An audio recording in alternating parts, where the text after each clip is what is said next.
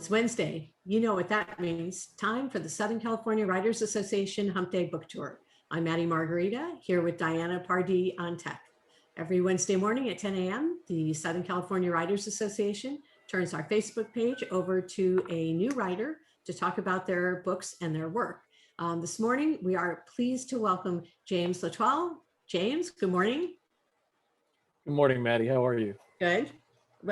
We use his formal name, but we'll call him Jim for purposes of our interview today. A little bit about Jim. He uses his 29 years of experience behind bars as an influence in his novels, short stories, and screenplays. He's a former associate warden in a maximum security prison, a hostage negotiator, facility captain, and director of California's state parole system. He's a nationally recognized expert witness on prison and jail operations. He's been nominated for the Silver Falchion. Did I get that right? Is it? Yeah. Falchion? Okay. For the best procedural mystery and the Bill Crider Award for short fiction. His published novels include At What Cost, Bury the Past, Little River, The Other Side of Paradise, and his latest, Black Label. Good morning, Jim. Yeah, how are you, Maddie? It's always good to see you. Yeah, nice to see you as well. So let's talk a little bit about Black Label. We were talking off camera a little bit. This is a little bit of a departure from your previous books, your previous series books. It is. Black Label is a departure. It's not a police procedural. The last two books, At What Cost and were strictly police procedurals, very, by the numbers, investigations and cops and that kind of thing.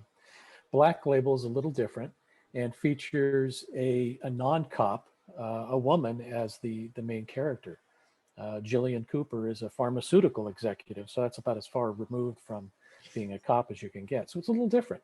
Well, you both get cars. They both get cars. They both get cars. There you go. All right. So there's a similarity.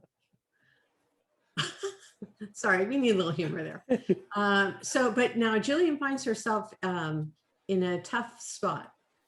Yeah, Jillian wakes up in an apartment, doesn't know how she got there, doesn't know whose apartment this is. And things start to unwind for Jillian to soon get her to realize that she's in her boss's apartment and her boss is dead. And she doesn't know if she's killed him or not. I mean, there's evidence planted all around the apartment, blood on her clothes. She can't explain it. And she might have killed this man. And that's how the book starts out. Yeah, that's a problem. It's a problem. So tell us a little bit about, before we get into the book itself, why you decided to write something different at this point. Part of it was coming off of Bury the Past. We started having a lot of the social issues that we're having now, the anti-cop movement, and what police procedurals were viewed as kind of putting cops in this artificial positive light.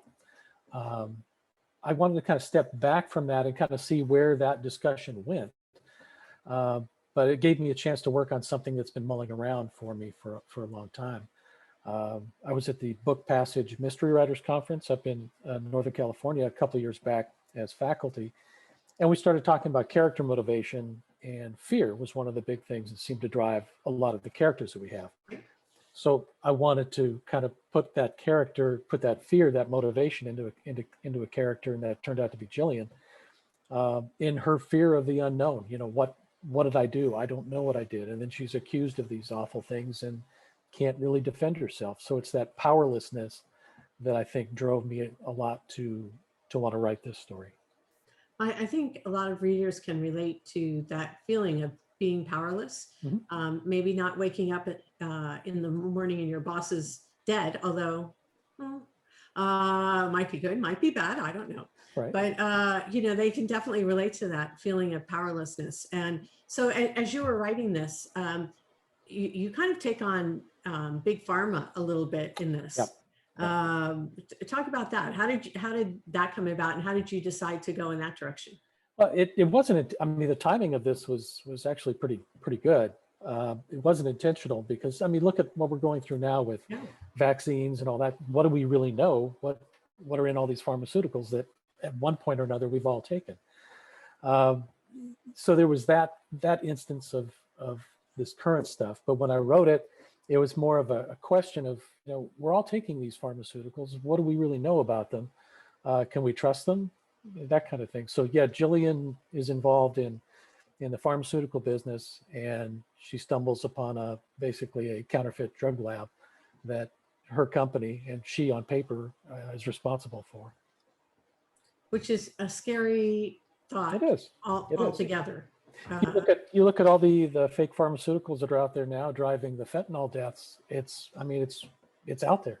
And it's a $200 billion business annually in fake pharmaceuticals. So it's growing by 20% a year. So it's real and it's out there.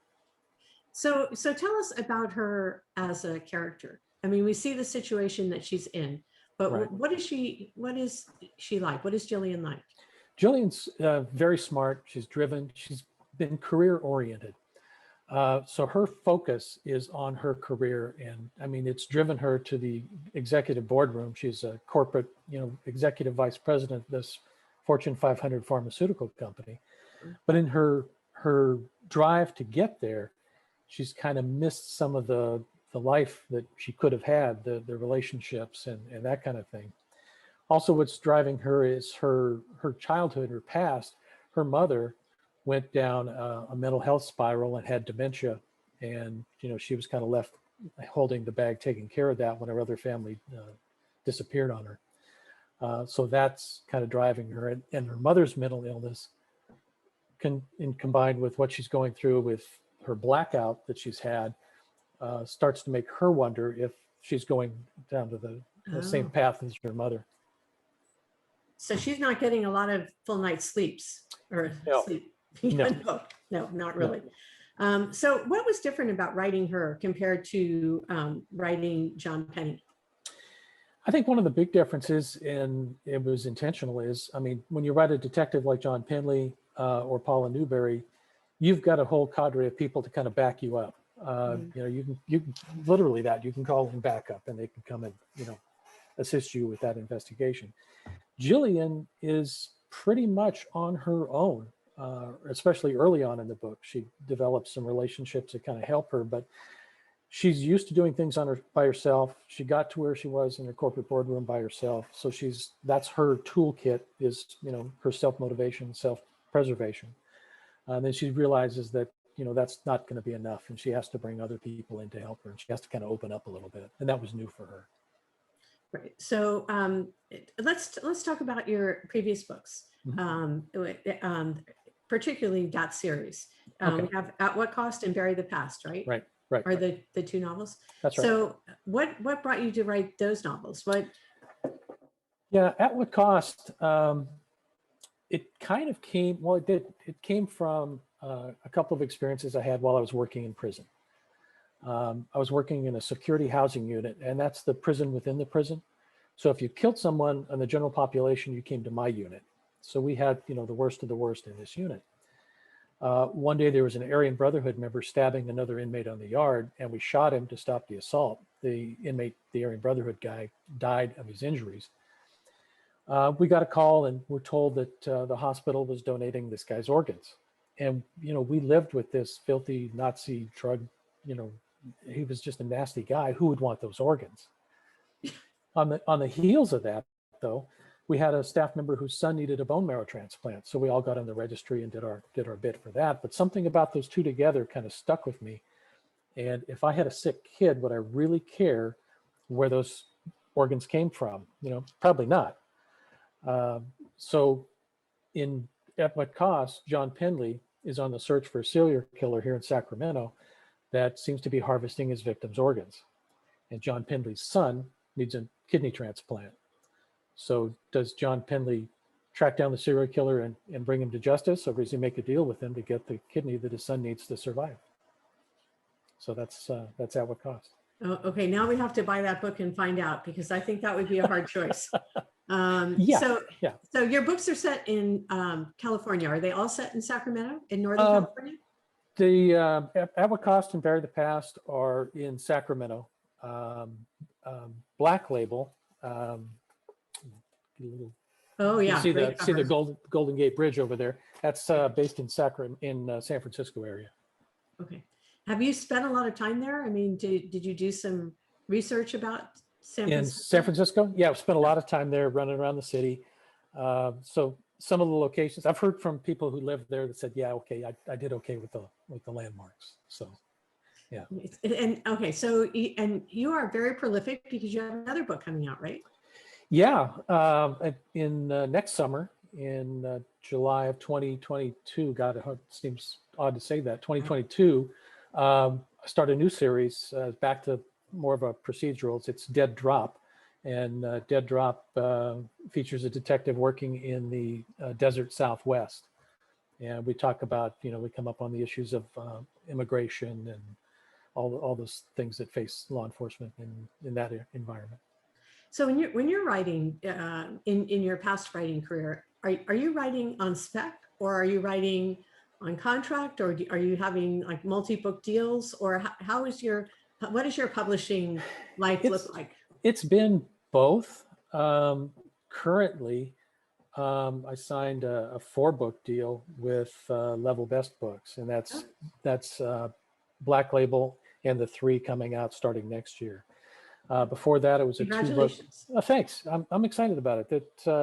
It's been fun to work with Black Label, and I know you've had Riley Simmons on, and Jonathan Brown is another one. Nancy Cole Silverman. You've had a lot of the folks that are out there, and it's fun to see all these people come together in a group. We're having a lot of fun, so that's been good. So and in addition, I mentioned that you are prolific, but in addition to the books, you also write short stories. I do. Yeah, that's actually helped me in my long form fiction. It's helped me kind of refine how to tell a story more compactly, because you've got that very short window to get this story. With a short story, it's kind of light the fuse and back away. You don't have a lot of time to kind of build in this texture and backstory that you have in a novel. So it's been fun to do that. And you can also play with different things that I've wanted to try, but I don't want to wait. I put it into a novel, like different points of view and that kind of thing. So which do you find easier for you, writing the short story or writing the novel? And is the temptation to write more in the novel something that you have to fight, or do you look at that as a gift? To me, I like writing the novel more. I think I feel more pressure on the short story to kind of compact that thing and just that one scene and not drag it out. But yeah, I will on the first draft. I'll overwrite like nobody's business. I mean, on Bury the Past, I think I ended up cutting out 15,000 words on one of the next to the last drafts before the publisher put it out there. But yeah, it was all good stuff, but it just didn't move the plot forward. It was all good background stuff on. And did you make that decision yourself, or did that come as a result of somebody else reading it and saying, maybe you might want to consider doing this? It wasn't a direct like this is bloated and you have to cut it down. It was like this part moves a little slowly, and once you start to dig in there and cut it out, it's like, okay, then this whole theme, we don't need it at all. So you kind of go in and just surgically take it out, excise that. Yeah. So as you went through and you're in your writing career, what are some of the things that you do now that you didn't do in the beginning, because you've learned that those things are not productive in terms of your own writing?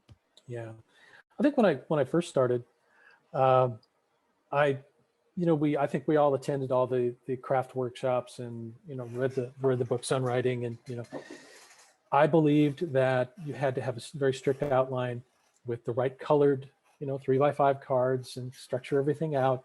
Yeah.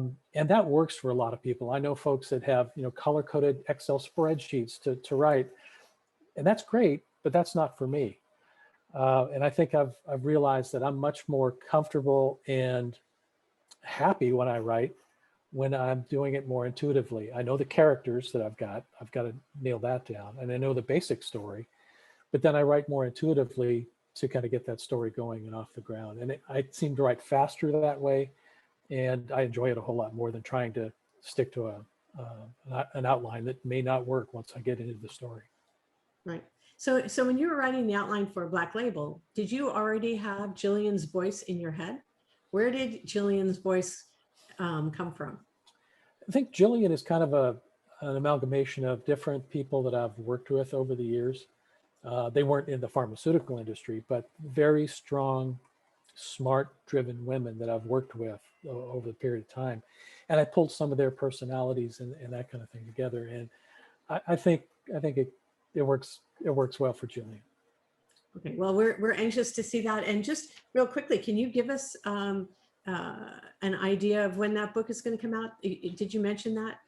Yeah, Black Label will be out in about a month on July 20th. Okay, and so is it available for pre-order?